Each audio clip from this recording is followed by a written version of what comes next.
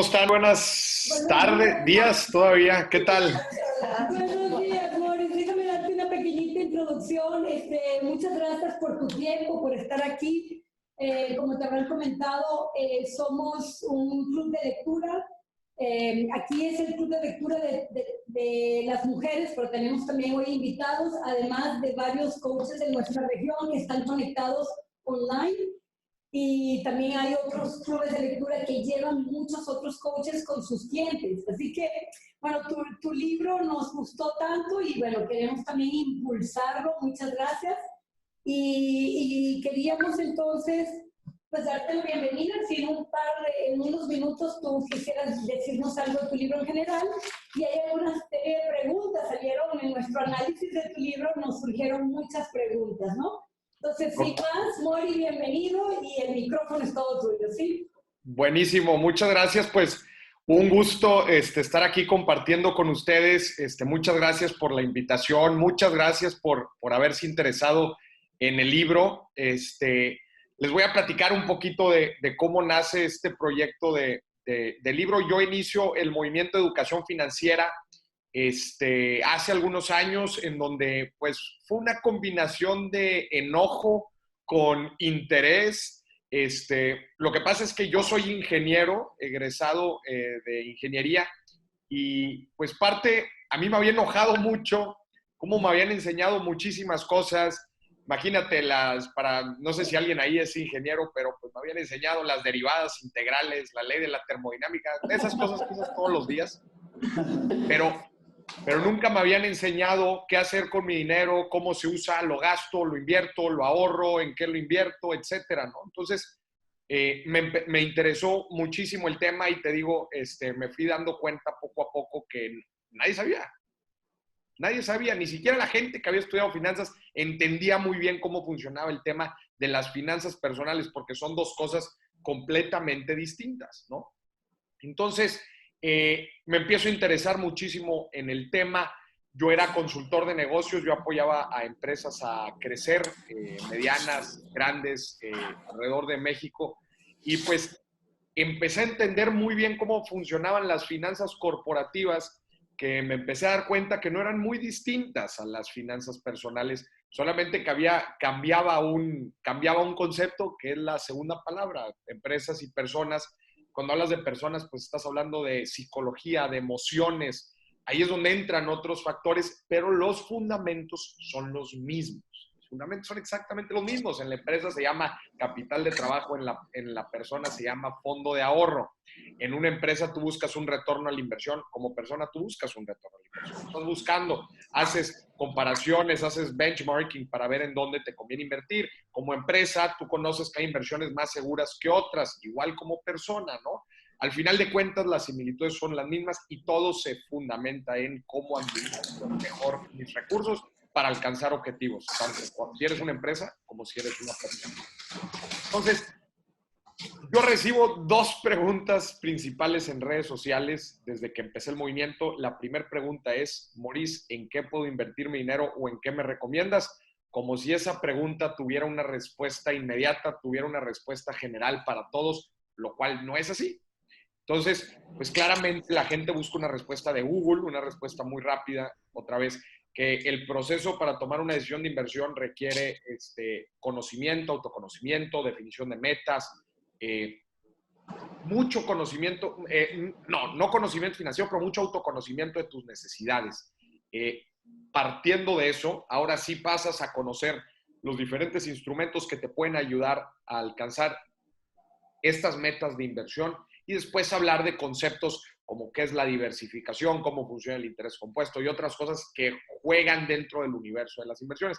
Entonces, pues yo necesitaba como unas 5 o 8 horas con cada persona para poderle responder su pregunta de en qué puede invertir su dinero, ¿no? Entonces, pues claramente no tengo esa facilidad.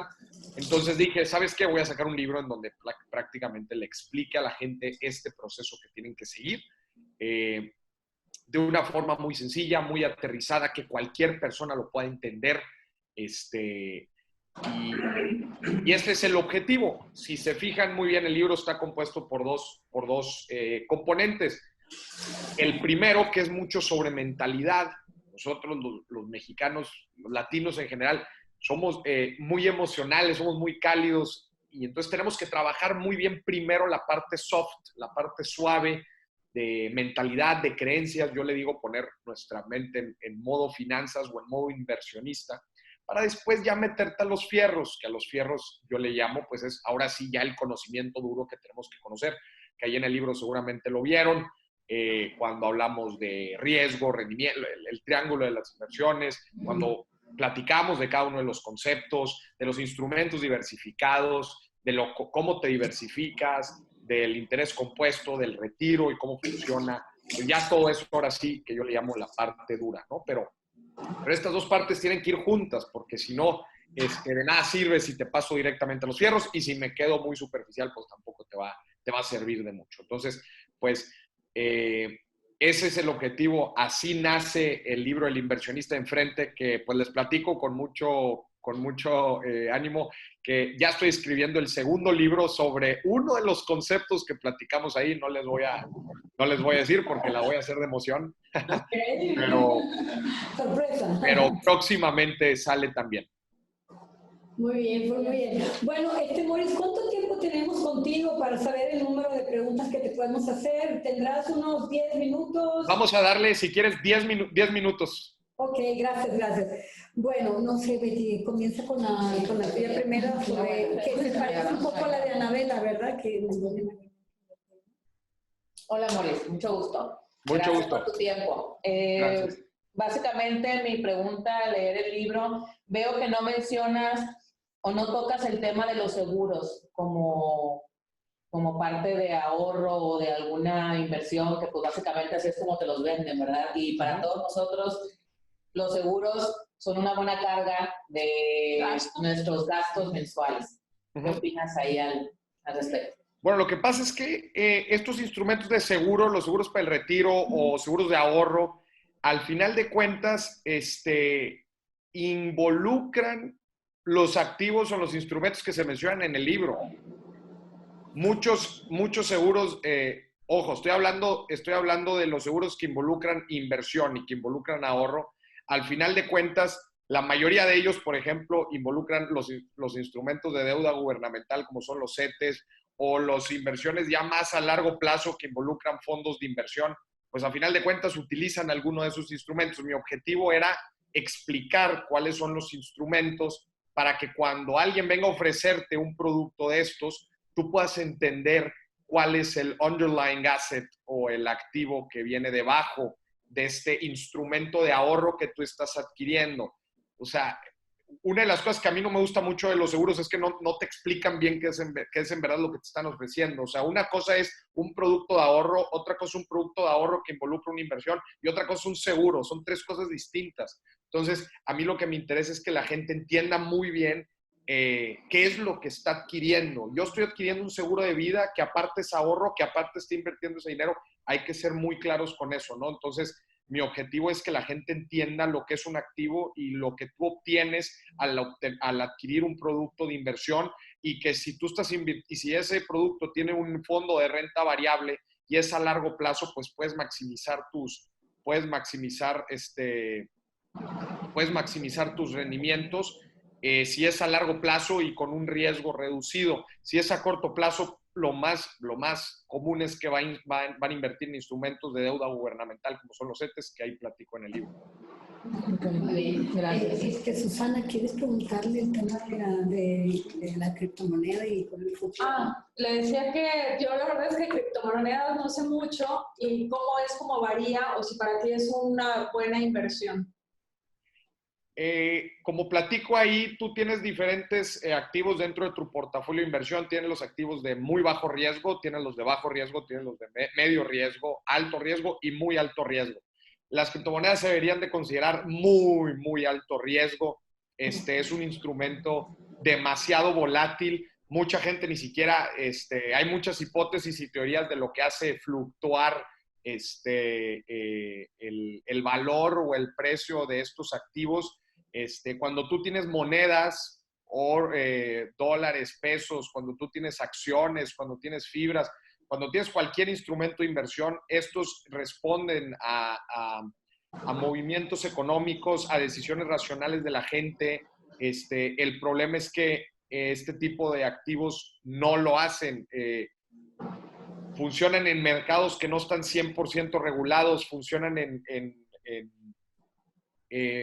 pues creo que con eso lo digo todo, básicamente en mercados que no están regulados y por decisiones completamente fuera del conocimiento de la persona común y corriente, ¿no? Entonces, yo sinceramente no recomendaría considerarlo como una inversión solamente de muy alto riesgo. Hay gente que ha hecho mucho dinero, hay gente que ha perdido mucho dinero y así se debe de considerar. Si tú dentro de tus inversiones quieres entrarle, yo te recomendaría que te metas a analizarlo, porque para empezar, cada criptomoneda funciona bajo sus propias reglas, cada una tiene tecnología diferente. Entonces, yo recomendaría que si te vas a echar el clavado, métete a educarte un poquito más en ese tema y sobre todo, considéralo como muy alto riesgo. Si no estás dispuesto a perder esa lana, no la metas ahí, 100%. Gracias. Anabela, ¿le haces una? Pero sí, Ana, tuyo. Bueno, un poquito aprovechando el tema que está en tendencia, ¿cuál es tu postura? ¿Qué opinas respecto a lo que pudiera ocurrir con el tema del coronavirus y el impacto que pudiera tener en inversiones y todo eso? Bueno, el impacto que una pandemia puede tener en la economía, pues es muy importante. Hemos visto China cerrando fábricas, países cerrando fronteras, el consumo viniendo para abajo en la mayoría de los aspectos, los viajes cancelándose, eventos de todo tipo cancelándose. Va a traer un impacto importante. Vemos las bolsas de todo el mundo también prácticamente cayéndose. Vemos los tipos de cambio afectándose muchísimo por lo que genera todo esto de la incertidumbre. Al final de cuentas, cuando se genera mucha incertidumbre económica, los países más afectados, pues adivinen cuáles son, pues son los emergentes. Entonces, pues eso nos afecta mucho al tipo de cambio, afecta a las inversiones.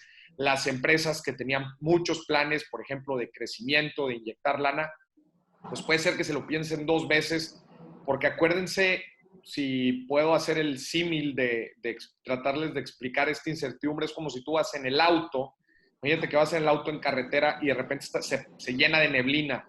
La neblina no te deja tener certidumbre sobre qué es lo que sigue, sobre qué es lo que viene. Entonces, ¿qué haces cuando tú vas en el auto y la neblina? Pues lo primero que haces es frenas, ¿verdad? Y empiezas a tomar decisiones a corto plazo o en la distancia que alcanzas a ver. Y pues eso desgraciadamente frena mucho las decisiones de inyección de lana, de inversiones, y pues eso se ve a final de cuentas traducido en todo. Hay gente que iba a realizar viajes de trabajo y ya no los hace, hay empresas que iban a abrir una nueva planta y ya no lo hacen.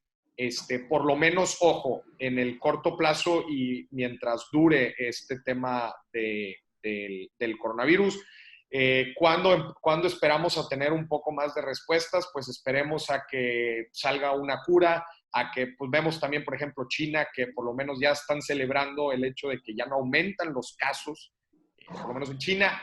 Yo creo que en el resto del mundo, en los restos de los países, van a ir saliendo casos poco a poco. Aquí lo vemos en México, que poco a poco empiezan a salir más casos. Entonces, pues va a empezar a evolucionar esto. Yo lo que le recomiendo a la gente es que tenga, a ver, si siempre les recomiendo que tengan mucha precaución. Les digo hoy más que nunca que así lo deben de ser. En el tema de las inversiones, al final de cuentas, el tener cash líquido también es una posición de inversión. Acuérdense que en las crisis, en las recesiones, también hay muchas oportunidades, siempre y cuando estemos atentos a poderlas capitalizar y el tener el capital para poderlo hacer. Por ejemplo, pues las bolsas están abajo, pero alguien te podría decir, bueno, pues quizás están a descuento. Si yo quisiera hacer una inversión en bolsa a largo plazo, estos son de los mejores momentos para poderlo hacer, porque muchos de los activos están en descuentos.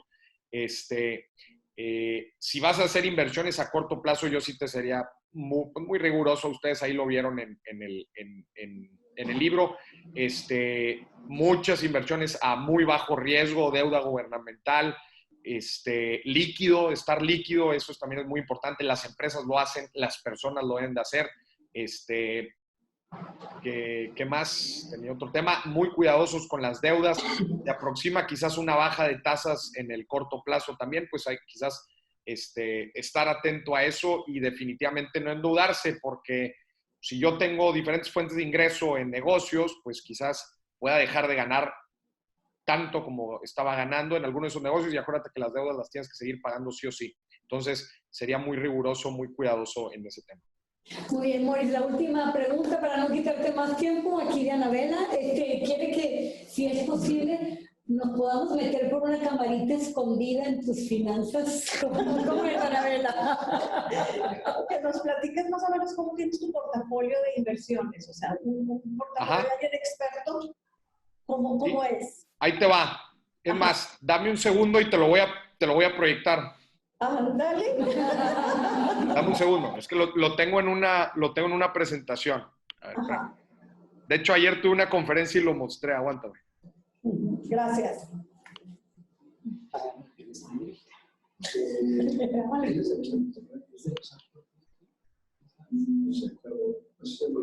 Habías hecho otra pregunta, ¿verdad? Sí, estaba muy buena. Ay, todos están en el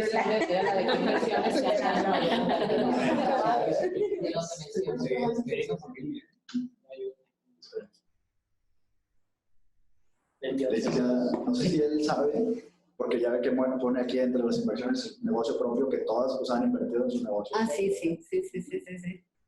Sí, yo quería hacer una preguntita con respecto a eso de tener tu propio negocio antes de ponerte a diversificar, ¿verdad? Versus comprar en bienes raíces o todo eso que lo hablamos en la discusión, que no hay cosa mejor que invertir en tu propio negocio. Ahí estamos, ¿verdad?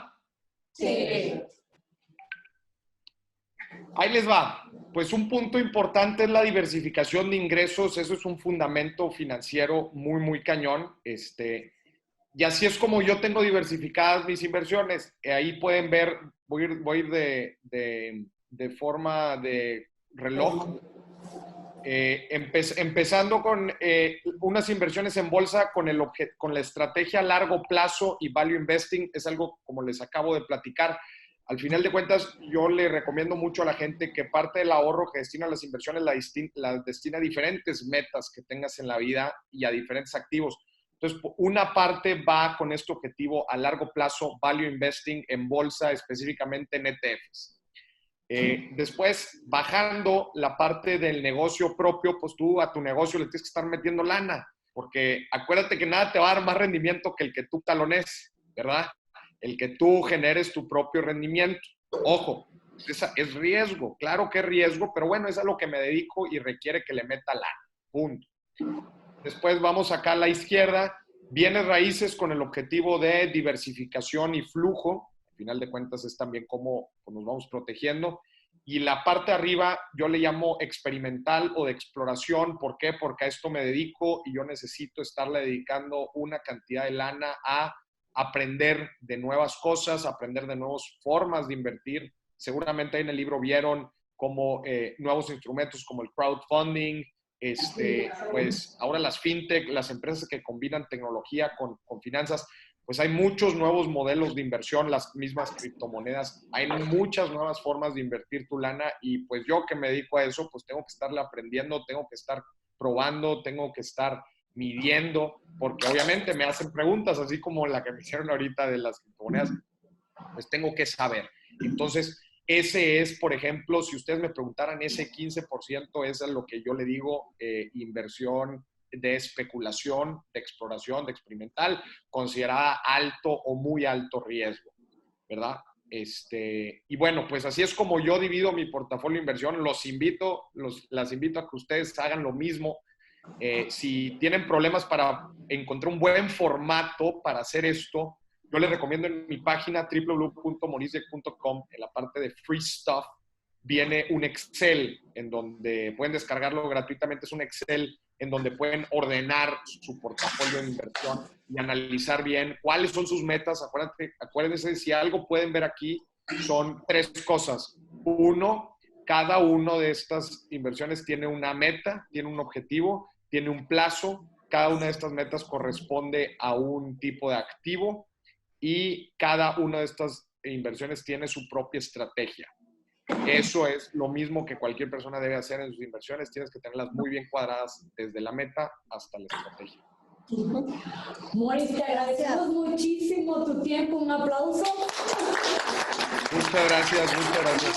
No sé si puedes bajar o sea, quitar tu presentación, que salgas tú completo en pantalla, porque nos queremos tomar una foto contigo y con el libro, a ver si puedes aquí ocultarla. Ahí mirando la cámara, voltando bien, sí. Si quieres un libro tuyo ahí cerca, sería maravilloso. Si no, así... A ver, dame un segundo. A ver, damos... Oye, déjalo busco. Ahí vengo. Lo tiene en la mente. Sí, está muy bonita. Sí, la diagramación, ¿verdad? Grande con el negro, o sea, sí se lo hicieron bien y... ahí. Se ve diferente. Debe ser que lo tenían en puro Kindle y lo fue a buscar ahí en el baúl. Gracias, amiga. Va a sacar el borrado. Oye, es que a mí sí me salían en el Kindle, pero no quiso salir ahora. O sea, donde me sale todos los que tengo. Sí, o sea, Biblioteca, ¿ves? sí, yo no. Ahí está. Un problema por ahí en esa página. Sí. La portada. Ahorita yo le regresé, pero a ver. Una vez que lo ves. Ay, mira, este libro, pero... ¿Tú lo conseguiste? Oigan, háganme el favor, no lo traigo, lo que pasa es que dejé todos en la oficina. Ahí está. Podemos tener uno aquí en Nacho, No, hombre, ya ni me diga. nada más que nos saludes, ¿eh? Bueno, que aquí mirando la cámara.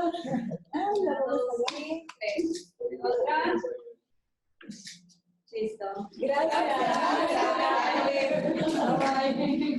Oigan, pues les agradezco muchísimo, en verdad, me da mucho orgullo y mucho gusto que la gente poco a poco se vaya involucrando a todos estos temas que son muy importantes y que le vean el valor. En verdad, les agradezco mucho, les deseo muchísimo éxito y estamos a la orden en Instagram, en todas las redes sociales, en mi página de internet. Chéquense mi podcast Dimes y Billetes en Spotify.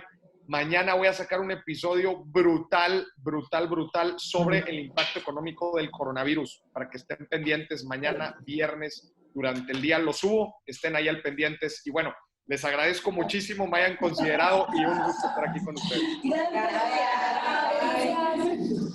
Ya lo sigo.